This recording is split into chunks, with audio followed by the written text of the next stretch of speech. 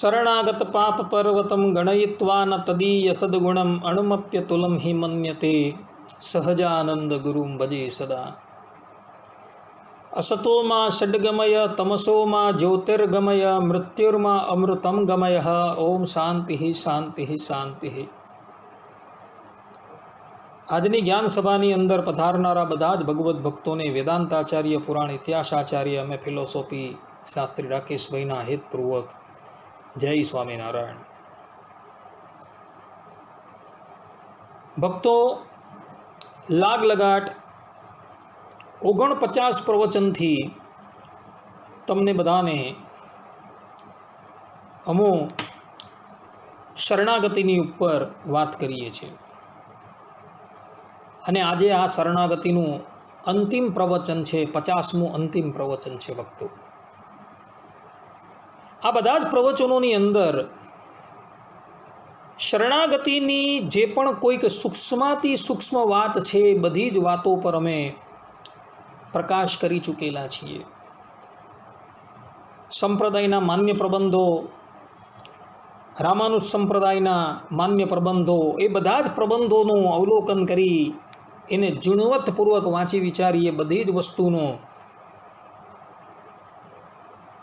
સૂક્ષ્મતાથી વિચાર કરીને તમારી પાસે બધું રજૂ કરવામાં આવેલું છે। શરણાગતિના જે 6 લક્ષણો છે, આનુકૂલ્યશ સંકલ્પ, પ્રાતિકૂલ્યશ વર્જનમ, રક્ષિષ્યતિ ઇતિ વિશ્વાસો, ગુપ્તૃત્વ વર્ણમ, આત્મનિક્ષેપો, કાર્પણ્યે, ષડવિધા શરણાગતિ, આ 6 લક્ષણો જે છે એ તમને વિગતવાર અમો દ્રષ્ટાંત દ્વારા કહી આવેલા છીએ। ત્યારબાદ તમને બધાને અન્યાશ્રયની ઉપર પણ ઘણી વાતો કરી। આ ઉપરાંત કર્મયોગ, જ્ઞાનયોગ અને ભક્તિયોગ એ ત્રણેય યોગો કરતા શરણાગતિની મહત્તાની પણ તમને બધાને વાત કરી। શાસ્ત્રોના આધારે એ પણ સિદ્ધ કરીને બતાવ્યું કે ભાઈ કર્મયોગ, જ્ઞાનયોગ અને ભક્તિયોગ કરતા શરણાગતિ જે છે એ સર્વોત્તમ છે। કારણ કે આ બધા જ યોગોની અંદર મનુષ્યોએ પોતાના બાહુબળે સંસાર સાગરને પાર કરવાનો હોય છે, જ્યારે શરણાગતિની અંદર એવું નથી। શરણાગતિની અંદર સંપૂર્ણ ભાર સમર્પણ ભગવાનના મસ્તક પર આરોપી દેવાનું છે અને પોતે નિશ્ચિંત થઈ જવાનું છે। અને પરબ્રહ્મ પરમાત્મા શ્રીમદ નારાયણ પછી તમને જે પ્રમાણે કહે તે પ્રમાણે તમારી જીવન નૌકાને તમારે અગાડી વધારવાની છે। ભક્તો, ભગવાનના શરણમાં જવાથી જીવાત્માના સમસ્ત પાપો જે છે એ તો સમાપ્ત થઈ જાય છે। એવું પણ તમને હું રામચરિત માનસના સુંદર કાંડમાં રહેલી ચોપાઈના માધ્યમથી કહી આવેલું છું, તથા શ્રીમદ ભાગવતના 11 સ્કંધના 5મા અધ્યાયની અંદર યોગેશ્વરોનો સંવાદ છે, તેની અંદર પણ યોગેશ્વર પોતે કહે છે કે પરબ્રહ્મ પરમાત્મા શ્રીમદ નારાયણના શરણમાં જવાથી જીવાત્મા જે છે એ બધા જ ઋણોમાંથી મુક્ત થઈ જાય છે। એ પણ હું તમને કહી આવ્યો। આ ઉપરાંત શ્રીમદ ભાગવતના 7મ સ્કંદના 6ઠા અધ્યાયના 2ય શ્લોકની અંદર યથાહિ પુરુષો અસ્યેહ વિષ્ણો પાદોપસમર્પણમ યદેશ સર્વભૂતાનામ પ્રિય આત્મેશ્વરઃ સુરત, અર્થાત કે આ મનુષ્ય જન્મમાં શ્રી ભગવાનના ચરણોનું શરણ લેવું એ જ જીવનની એકમાત્ર સફળતા છે। એની પણ હું તમને વાત કરી આવેલું છું કે મનુષ્ય માત્ર જે છે એ મનુષ્ય માત્ર જે છે તેનો જીવનનો એક જ ધ્યેય હોવો જોઈએ, કેવલ ભગવાનની શરણાગતિ। આ પ્રપંચમાંથી આપણે છૂટવાનું છે અને આ પ્રપંચમાંથી છૂટવા માટે કેવલ ભગવાનની શરણાગતિ જ છે, બીજું કંઈ નથી। દૈવી યથી ગુણમયી મમ માયા દુરત્યયા મામેવ યે પ્રપદ્યન્તે માયા મેતામ તરંતી તે, ભગવાન પોતે કહે છે ગીતાની અંદર કે દેવ એવા જે મારી આ માયા જે છે, જે ત્રિકોણાત્મિકા છે, એને પાર કરવી બહુ કઠિન છે। જે વ્યક્તિ, જે મનુષ્ય, જે મુમુક્ષુ મારા શરણની અંદર આવે છે તે જ આ માયાને પાર કરી શકે છે। ભગવાન પોતે શ્રીમદ ભગવદ્ ગીતાની અંદર શરણાગતિનું પ્રતિપાદન કરે છે। ભક્તો, માટે મનુષ્ય માત્રનો એક જ ધ્યેય હોવો જોઈએ કે ભગવાનના શરણમાં જઈને આપણે એ પરમાત્માને જ સાધન બનાવીને આપણે એ પરમાત્માની જ સિદ્ધિ કરવાની છે. શરણાગતિની અંદર આ વસ્તુ છે ભક્તો. ભગવાન જ સાધન છે ને ભગવાન જ સિદ્ધ છે. તો એ પ્રમાણે પરમાત્માથી જ આપણે પરમાત્માની પ્રાપ્તિ કરવાની છે, પરંતુ એ પહેલા ભગવાનના શરણમાં જવાનું છે ભક્તો. ભગવાનના શરણમાં ગયા વગર એ પરબ્રહ્મ પરમાત્મા તમારા પર ક્યારેય પણ અનુગ્રહ કરવાના જ નથી ભક્તો. આપણે આપણું બધું જ માનો, અર્થાત કે આપણું માન છે, અહંકાર છે, એ બધી જ વસ્તુનો ત્યાગ કરી દેવાનો છે અને દૈન્ય ભાવ લાવીને આપણે ભગવાનના શરણાપન્ન થવાનું છે. દૈન્ય ભાવ કેવો હોવો જોઈએ? તુલસીદાસજી વિનય પત્રિકાની અંદર કહે છે. આખી વિનય પત્રિકા જે તુલસીદાસજી મહારાજે બનાવેલી છે, જે તુલસીદાસજી મહારાજના જીવનનો અંતિમ ગ્રંથ છે, એની અંદર એમણે જે રઘુનાથજીને વિનંતી કરેલી છે એ વિનંતી અવલોકન કરવા યોગ્ય છે ભક્તો. કેટલું દૈન્યપણું રાખેલું છે એમણે. તુલસીદાસજી એ સ્તોત્રીય બ્રહ્મનિષ્ઠ વ્યક્તિ હતા. એવો ષડંગ વેદના વિદ્વાન હતા. આ ઉપરાંત રઘુનાથજીનો અનુભવ પણ સાક્ષાત કરી ચૂકેલા હતા. હનુમાનજી મહારાજ તો હાજરા હજુર એમને હતા. છતાં પણ એવો વિનય પત્રિકાની અંદર જે દૈન્ય બતાવેલું છે અને પોતાને અતિશય તુચ્છ સમજેલા છે, જ્યારે એ તુચ્છ હતા જ નહીં, એ તો વાલ્મીકીનો અવતાર હતા સ્વયં, છતાં પણ એણે પોતાને એટલા બધા તુચ્છ સમજ્યા છે અને જે પ્રમાણે પોતાનું દૈન્ય બતાવેલું છે, આવું દૈન્ય આપણે આપણા જીવનની અંદર લાવવાનું છે ભક્તો. એવું દૈન્યપણું લાવીને ભગવાનના શરણમાં જવાનું છે અને ભગવાનના શરણમાં ગયા બાદ એ ભગવાનનો વિશ્વાસ જે છે એ આપણે સંપાદન કરવાનું છે ભક્તો. શરણાગતિના જે 6 લક્ષણો છે તેની અંદર મહત્વનું લક્ષણ જે છે ભગવાનનો વિશ્વાસ છે ભક્તો. જે વ્યક્તિ ભગવાનનો વિશ્વાસ સંપાદન કરી ચૂકેલો છે એ વ્યક્તિ જ એ પરબ્રહ્મ પરમાત્માના અનુગ્રહનો પાત્ર બને છે. આ વાત વેદાંત દેશિકાચાર્ય ગદ્યત્રયની ટીકાની અંદર કહે છે કે શરણાગતિના 6 લક્ષણની અંદર મહત્વનું લક્ષણ જે છે કેવલ ને કેવલ ભગવાનના વિશ્વાસને સંપાદન કરવું. જે વ્યક્તિ ભગવાનના વિશ્વાસને સંપાદન કરી ચૂકેલો છે એ વ્યક્તિની પાસે ભલે કર્મયોગ નથી, જ્ઞાન યોગ નથી, ભક્તિ યોગ નથી, નથી કોઈ તપશ્ચર્યા, નથી કોઈ વ્રતાદિકનું અનુષ્ઠાન, નથી કોઈ જપાદિકનું અનુષ્ઠાન, પણ કેવલ ને કેવલ પરબ્રહ્મ પરમાત્માનો વિશ્વાસ છે કે આ પરબ્રહ્મ પરમાત્મા જે છે મને આ સંસારથી પાર અવશ્ય ઉતારશે અને મને પોતાની સેવામાં રાખશે, એટલો જો વિશ્વાસ હોય ને તો એ પરબ્રહ્મ પરમાત્મા જે છે એ જીવાત્માની કરણીની સામું ધ્યાન નથી આપતા, એના વિશ્વાસની સામું ધ્યાન રાખ્યું. શરણાગત પાપ પર્વતમ ગણયિત્વા ન તદીય સદગુણમ અણુમપ્યતુલમ હિ મન્યતે સહજાનંદ ગુરુમ ભજે સદા. કે શરણાગત જે છે તેના પાપના પહાડને પણ એ પરબ્રહ્મ પરમાત્મા જોતા નથી. એના પાપના જે પહાડ છે ને એને એક બાજુ મૂકીને એને જીવનની અંદર સદગુણો કયો કરેલો છે એની સામે ભગવાન પોતે ધ્યાન આપે છે ને એ જીવાત્માને આ સંસારથી પાર લઈ જાય છે. માટે શરણાગતિની અંદર સુરતના જે ભાણા ભગત હતા ને એને જેવો ભગવાન શ્રીમદ નારાયણની ઉપર વિશ્વાસ હતો, એની કરણી જે છે એ કરણી અતિશય ભયાનક હતી, પરંતુ એને પરબ્રહ્મ પરમાત્માના વચનો પર વિશ્વાસ હતો તો એના વચનોને લઈને ભગવાન એને અંતકાળે લેવા માટે આવેલા હતા. તો એવો વિશ્વાસ સંપાદન કરવાનો છે. પોતાની પાસે કંઈ નથી, જ્ઞાન યોગ, ભક્તિ યોગ, કર્મયોગ કઈ જ વસ્તુ નથી, અને છતાં ભગવાનના શરણમાં જવાનું છે દૈન્ય થઈને કે હે પ્રભુ મારી પાસે કંઈ નથી, છતાં અમે તમારા શરણમાં આવેલા છે, અમને તારો. જો ખાલી આટલી પ્રાર્થના કરવામાં આવે ને તો ભગવાન જે છે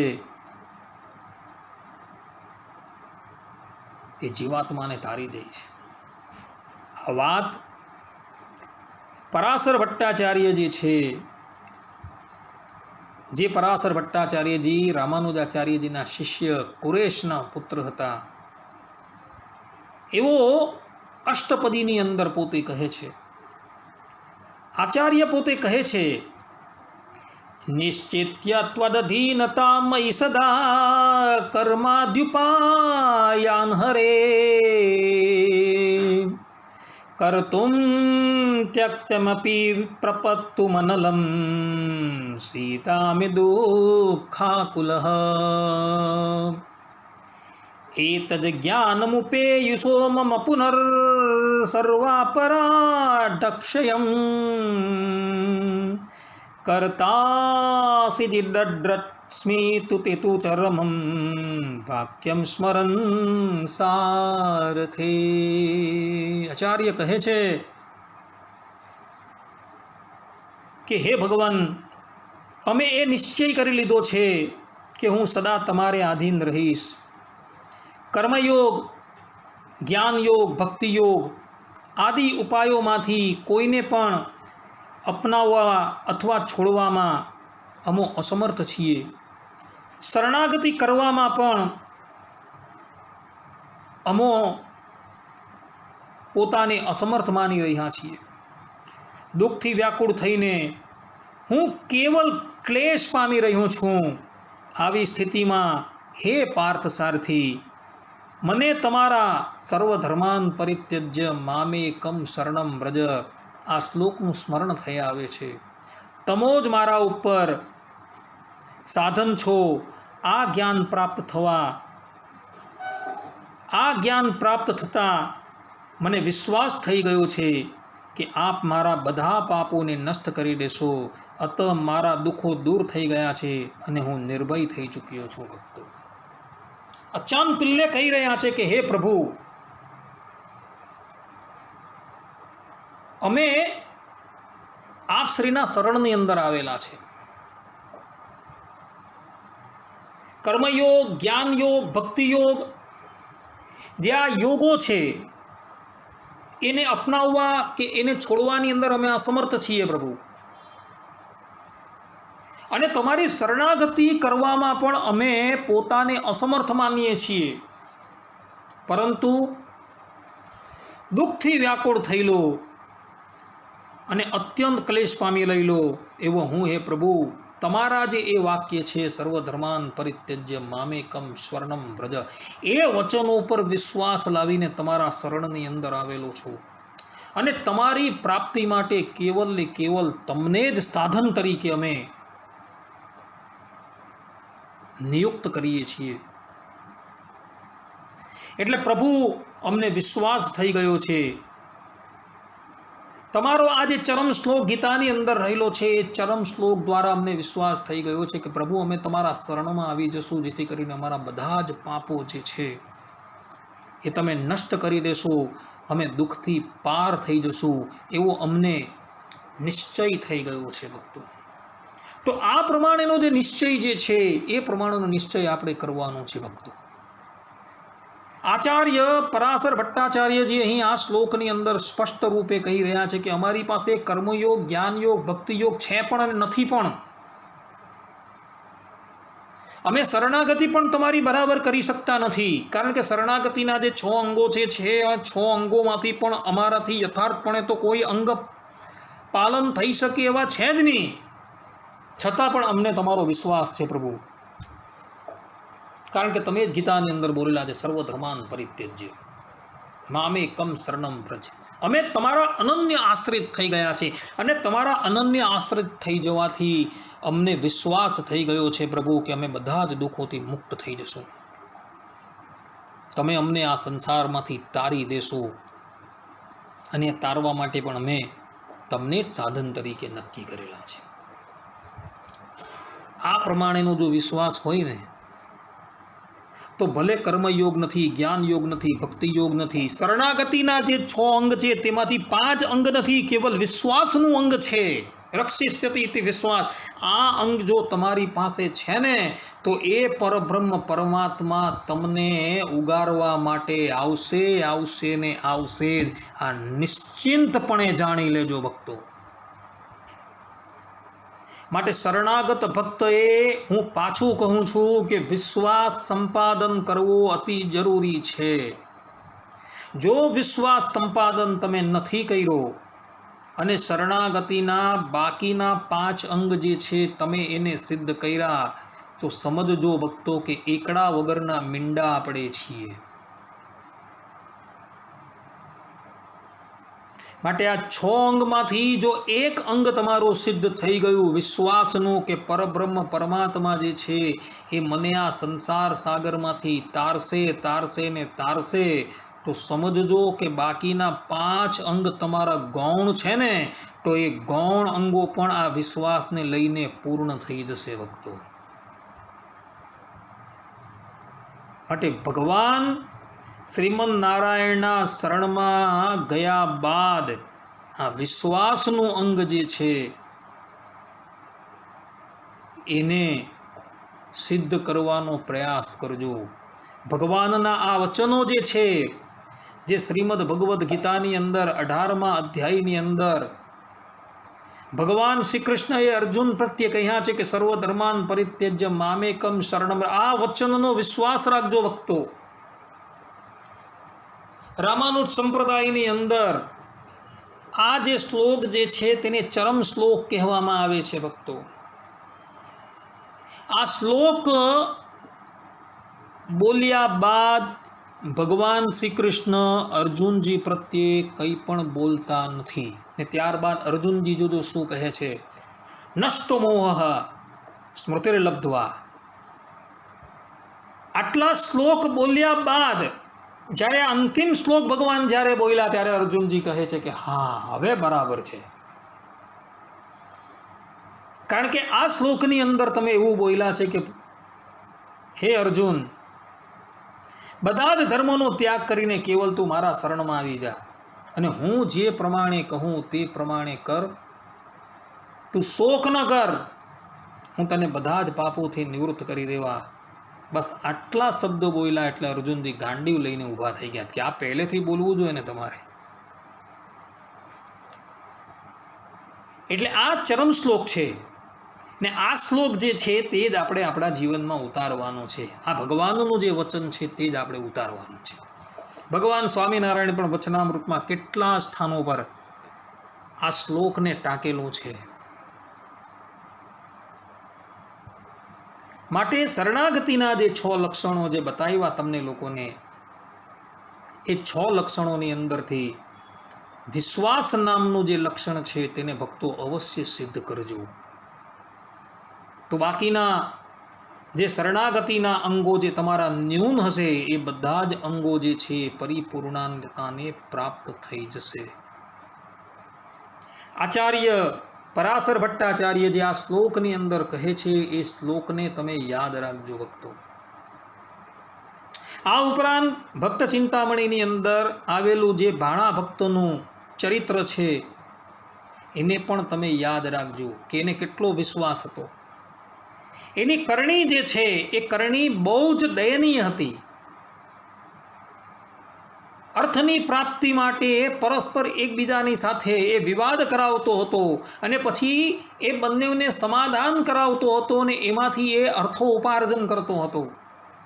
લોકો કહેતા હતા કે ભાણા તું તો કોટી કોટી કલ્પ લગીન રૌરવ નરકની અંદર પડશે. ત્યારે ભાણા ભગત કહેતા હતા કે મારા સ્વામી જે છે ને એ બહુ સમર્થ છે, મને કહી ગયા છે કે મારો જે આશ્રિત એટલે કે ઉદ્ધવ સંપ્રદાય સ્વામિનારાયણ સંપ્રદાયનો જે આશ્રિત થશે ને તેને હું અંતકાળે લેવા માટે આવીશ. ને જોજો એક દિવસ મારા સ્વામી મને અંતકાળે લેવા માટે આવશે. તમારે આવવું હોય તો મારી સાથે ચાલશો. અને આ વિશ્વાસને લઈને કહેવાય છે કે અંતકાળ આવ્યો જ્યારે ભાણા ભગતનો, ત્યારે ભગવાન શ્રી હરિ કેટલાય મુક્તોને લઈને એ ભાણા ભગતને તેડવા માટે આવ્યા અને કીધું કે ચાલ ભાણા, હવે આપણે જવાના. ભાણા ભગત પોતાનો દેહ ત્યાગ કરીને દિવ્ય રૂપ થઈ ગયા છે. અને સુરતની અંદર બધાને આ દ્રશ્ય દ્રષ્ટિગોચર થયું છે. અને ભાણા ભગતે બધાને કીધું કે ચાલો તમારે અક્ષરધામની અંદર આવવું હોય તો મારી સાથે, પરંતુ માયાબદ્ધ જીવાત્માઓ એની સાથે જઈ જ નહીં શક્યા. આવો વિશ્વાસ હતો. એટલે ભગવાન જે છે એ જીવાત્માની કરણી પર ક્યારેય ધ્યાન આપતા જ નથી. જો દરેક જીવાત્માની કરણી પર એ ધ્યાન આપે ને તો કોઈ પણ જીવાત્મા ભગવાનને પ્રાપ્ત કરી જ ન શકે. એટલે ભગવાન જે છે એ જીવાત્માના અવગુણ જોતા નથી, પરંતુ એણે પોતાને માટે એટલે કે મારે માટે સ્વલ્પ એવું કયું કાર્ય કરેલું છે એ કાર્યને ભગવાન પોતે વિચારે છે અને એ કાર્યને બહુ મોટું માને છે અને એ જીવાત્માનું કલ્યાણ કરે છે. આટલા ભગવાન કરુણાનિધિ છે. ભક્તોની કરણીની ઉપર ક્યારેય પણ જોતા નથી. ને પોતાના શરણાગત છે એ શરણાગતનો ત્યાગ ભગવાન ક્યારેય પણ કરતા નથી. ભલે શરણાગત જે છે એ કદાચ અધર્મ કરી દે તો પણ એ અધર્મ કરેલા એ શરણાગતને ભગવાન પોતે શિક્ષા કરીને એને શુદ્ધ કરે, અથવા તો એ પોતાના આશ્રિત થકી અધર્મ થઈ ગયો હોય તો એનું પ્રાયશ્ચિત પોતે કરે છે. વિભીષણનું દ્રષ્ટાંત તમને લોકોને મેં આપેલું છે ગાડી, કે વિભીષણથી બ્રહ્મત્યા થઈ ગઈ હતી અને બ્રાહ્મણો એ બધા એ ભેગા થઈને ભગવાન શ્રી રામને બોલાવ્યા. ત્યારે ભગવાન શ્રી રામ કહે છે કે તમે આ વિભીષણને છોડી દો, કારણ કે વિભીષણ મારો શરણાગત છે, એના વતી હું બ્રહ્મત્યાનું પ્રાયશ્ચિત કરીશ. આવા ભગવાન છે ભક્તો. પોતાના આશ્રિતોને ક્યારેય પણ છોડતા નથી. એક વખત પોતાના શરણની અંદર આવી ગયો એટલે આશ્રિતને ભગવાન ક્યારેય પણ ત્યાગ કરતા જ નથી. આવા એ પરમાત્મા છે ભક્તો. તો એવા એ ભગવાનના શરણમાં શા માટે ન જવું ભક્તો? જે મનુષ્યના અનંત જન્મોના પુણ્ય ઉદય થયા હશે ને તે લોકો જ ભગવાનના શરણમાં જાય છે. જે લોકો ભગવાનના શરણમાં જતા ભય પામે છે ને તો સમજવાનું કે આ જીવાત્માના હજુ બહુ પાપ છે ને એ પાપો એને હજારો હાથથી ભગવાનના શરણમાં જતા રોકી રહ્યા છે. કારણ કે શ્રીમદ ભાગવતના 7મ સ્કંદના 6ઠા અધ્યાયની અંદર સ્પષ્ટ રૂપે કહ્યું છે કે મનુષ્ય જીવનનું પરમ લક્ષ્ય એ જ છે કે ભગવાનના શરણમાં જવું ભક્તો. હવે ભગવાનના શરણમાં એ જીવાત્મા જાય તો પેલા પાપો જે છે એ પોકાર કોરી ઉઠે કે હવે અમારે કોના આશ્રય રહેશું. અહીં લોકોને સંશય પણ થાય કે જીવાત્મા જે છે ભગવાનના શરણમાં જાય તો એના પાપો જે છે એના પુણ્યો છે એ બધા કોને પ્રાપ્ત થાય છે? તો ઉપનિષદોની અંદર આ વાત લખાયેલી છે. ઉપનિષદ કહે છે કે એના જે પાપો હોય છે ને એ જીવાત્મા જે ભગવાનના શરણની અંદર ગયો હોય છે તેના પાપો જે છે એ એના શત્રુને ભગવાન આપી દે છે, અને એના પુણ્ય જે છે એ જીવાત્માની સાથે જે હેત કરતા હોય, એના મિત્ર હોય, એના સગાવાલા, એને ભગવાન વેચી દે છે અને એ જીવાત્માને ભગવાન શુદ્ધ કરી દે છે. કોઈ કહે કે ભાઈ શત્રુને પાપ આપે તો ભગવાન અન્યાય કરે. ના, અન્યાય નથી, આ ભગવાનનો ન્યાય છે ભક્તો. કારણ કે ભગવાન જે છે એ શરણાગત વત્સલ છે. શરણાગતને પોતાના બાળકની જેમ ભગવાન સ્નેહ કરી રહ્યા છે. આમ તો સંપૂર્ણ જગત ભગવાનના બાળક જ છે ભક્તો, પરંતુ શરણાગતની અંદર પક્ષ વધારે છે ભક્તો. અને જે પોતાના શરણાગતની સાથે સ્નેહ કરતા હોય તેને એના પુણ્ય આપી દે, ને જે એનો દ્વેષ કરતા હોય તેને એના પાપ આપી દે. એટલે ભગવાનના ભક્તો જે છે તેની સાથે હંમેશા સ્નેહ રાખવો ભક્તો. શરણાગત જે છે એ લોકો આ સંસારની અંદર જીવન મુક્ત જેવા છે ભક્તો. એ ભગવાનના શરણમાં ગયા હોય છે અને અક્ષરે અક્ષર ભગવાનની આજ્ઞાઓ પ્રમાણે વર્તતા હોય ને, એ લોકો તો આ ધરાતલને પોતાની રજથી પવિત્ર કરી રહ્યા હોય છે ભક્તો. માટે ભગવાનના શરણાગત થઈ જવું, ભગવાનથી વિમુખ ક્યારેય પણ ન રહેવું ભક્તો. આપણે ભગવાનના શરણમાં જતા રહેશું તો આપણી બધી જ જવાબદારી છે એ ભગવાન પોતાના મસ્તકની ઉપર સ્વીકારી લે છે. પરંતુ ધિક્કાર છે એ જીવાત્માઓને કે આટલી શાસ્ત્રોની શિખામણ હોવા છતાં એ જીવાત્મા સંસાર સાગરથી તરવા માટે ભગવાનનું શરણ નથી લેતો. એ ધિક્કારની વાત છે ભક્તો. માટે હજુ પણ સમય છે ભક્તો. શરણાગત તમે થઈ જાઓ તો સારું છે. પંચરાત્ર શાસ્ત્રની અંદર લખેલું છે ભક્તો કે જે ભગવાનના શરણની અંદર જાય છે ને એનો બીજો જન્મ થઈ જાય છે. અર્થાત કે જીવાત્માના પૂર્વના જેટલા પણ પાપો હતા એ બધા જ પાપો જે છે એ સમાપ્ત થઈ જાય છે. વર્તમાન જન્મની અંદર પણ એને જે પાપો કરેલા હતા એ બધા જ પાપો જે છે એ સમાપ્ત થઈ જાય છે ભક્તો. અને એનો નવો જન્મ થાય છે. એ શુદ્ધ થઈ જાય છે. એની અંદર કોઈ પણ જાતના પાપ તાપ કઈ રહેતું જ નથી. એકદમ શુદ્ધ થઈને ભગવાનની સેવાની અંદર એ સમર્પિત થઈ જાય છે. માટે આપણે પણ આપણા પાપો જે છે એનાથી છુટકારો મેળવવો હોય તો કેવલ ને કેવલ એક જ છે આશરો ભગવાનનો જ, બીજા કોઈનો આશરો નથી. જો ભગવાનના શરણની અંદર નથી તો એ જીવાત્માએ અનંત દેહ ધારણ કરીને કેટલાય પાપો કરેલા છે. પાપોનું પ્રાયશ્ચિત કરતા કરતા કરતા અનંત દેહ પણ પૂર્ણ થઈ જાય ને તો પણ એ પાપોનું પ્રાયશ્ચિત થતું નથી. તો એ પાપો કેવા છે? તો એ અંધકાર રૂપો પાપ છે. અર્થાત કે અંધકાર જેવા એ પાપ છે. કદાચ અંધકારને દૂર કરવા માટે આપણે પ્રકાશ કરીએ, દીપ સળગાવીએ, પરંતુ એ દીપો જે છે ને એ અમુક સ્થાનની અંદર જ પ્રકાશિત થઈ શકે છે. એ દીપ જે છે એ પુણ્યના સ્થાન પર છે. આપણે પાપોને નાશ કરવા માટે પુણ્ય કરીએ, પરંતુ એ પાપોથી, એ પુણ્યથી અમુક જ પાપો જે છે એ સમાપ્ત થવાના છે. બધા પાપો સમાપ્ત નથી થવાના. અનંત જન્મો લગીન પુણ્યનું સંપાદન કરીએ છતાં પણ એ અનંત જન્મોની અંદર જે પાપો કરેલા છે ને એ પાપો સમાપ્ત નથી થવાના.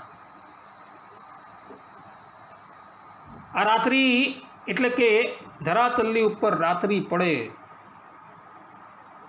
અને રાત્રિને વિશે તમે જુઓ,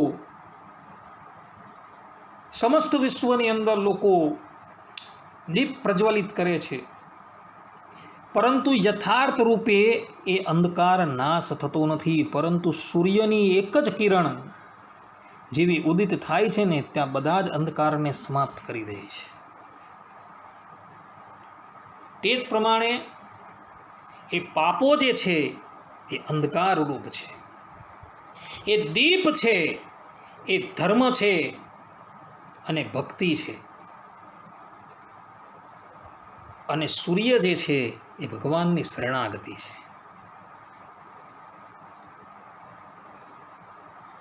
ભક્તિ અને ધર્મ દ્વારા તમે અંધકારને સમાપ્ત કરવાનો પ્રયાસ કરો, પરંતુ એ અંધકારનો યથાર્થ રૂપે સફાયો થશે નહીં. પરંતુ ભગવાનના શરણની અંદર તમે ગયા તો ભગવાન ખાલી એક જ કૃપા કરે ને ત્યાં તમારા બધા જ અંધકારો રૂપી જે પાપ છે એ બધા સમાપ્ત થઈ જાય છે. માટે શરણાગતિની વિશિષ્ટતા બતાવવામાં આવેલી છે. માટે જે જીવાત્માઓએ પોતાનો અંધકાર હંમેશને માટે સમાપ્ત કરવો હોય તેણે શ્રી ભગવાનના શરણમાં જવું. આ જ સિદ્ધાંત વાત છે. અને આ શરણાગતિ છે તે જ જીવનનું પરમ સાફલ્ય છે. આટલું કહીને હું મારી વાણીને વિરામ આપું છું. અહીં શરણાગતિના બધા જ પ્રવચનો જે છે એ પૂર્ણ થાય છે. સર્વે સંતો નિરામયઃ, સર્વે સુખીનો ભવંતુ, સર્વે ભદ્રાણી પશ્યંતુ, માં કશ્ચિત દુઃખ ભાગ ભવેત. અસ્તુ. જય સ્વામિનારાયણ. હવે પછીના પ્રવચનની અંદર આપણે બધા ભગવાનની ભક્તિની અંદર, ભગવાન એટલે કે ભગવાનની ભક્તિ કરતા એ મુમુક્ષુજન જે અપરાધ કરે છે, એ અપરાધો શાસ્ત્રોની અંદર જે પ્રમાણે વર્ણન કરેલા છે એ બધાનું યથાવત આપણે દિગ્દર્શન કરશું, અર્થાત કે એ બધી જ વસ્તુને યથાર્થ રૂપે આપણે નિહાળશું. ત્યાં લગીન બધા જ ભક્તોને હેતપૂર્વક જય સ્વામિનારાયણ. શ્રીપતિમ શ્રીધરમ સર્વદેવીશ્વરમ ભક્તિધર્મ આત્મજમ વાસુદેવમ હરે માધવમ કેશવમ કામદમ કારણમ શ્રી સ્વામિનારાયણમ નીલકંઠમ ભજે સહજાનંદ સ્વામી મહારાજની